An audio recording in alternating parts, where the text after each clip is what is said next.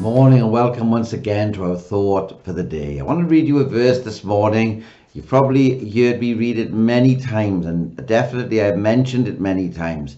And it's from the book of Joshua, chapter 1, and it's verse 5 I'd like to read you today.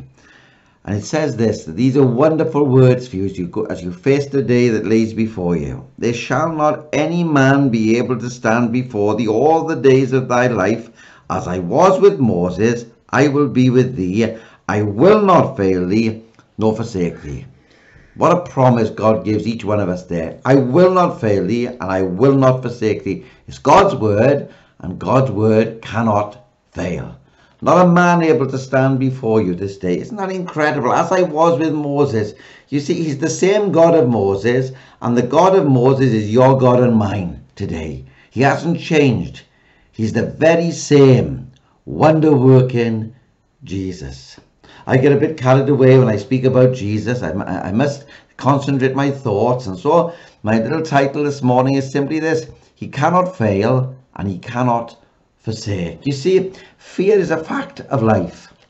Fear is a fact of our living, and we've seen that more over these last months than perhaps we've ever imagined that we would.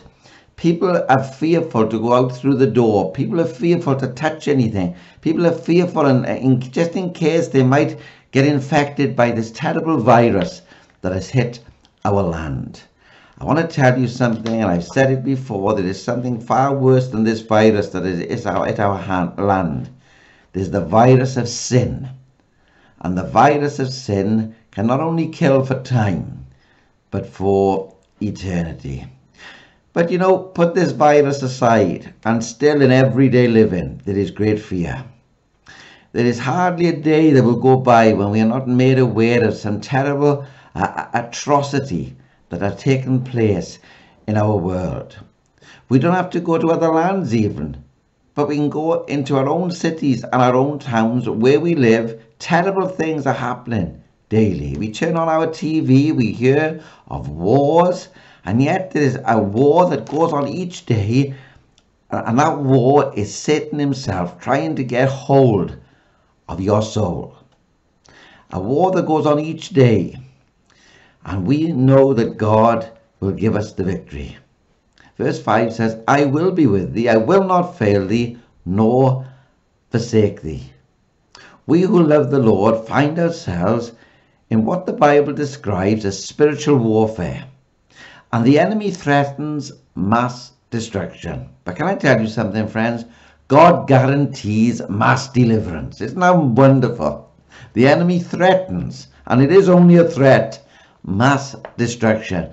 But God guarantees a divine deliverance and life to those who follow him. You see, our confidence is in the fact that he says, I will be with thee. Just 5 little words, and yet our confidence must grab hold of those words. I will be with thee.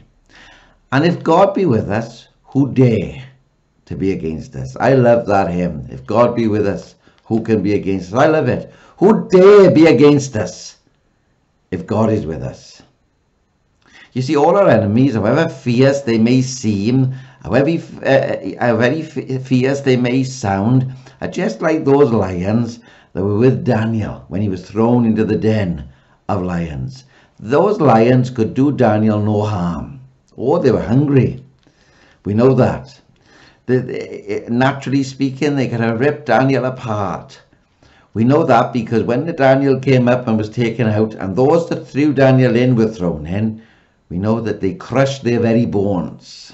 But they could do Daniel no harm, and our enemies that are in the world that would threaten us so much with their words will have their mouth closed also, just like those lions.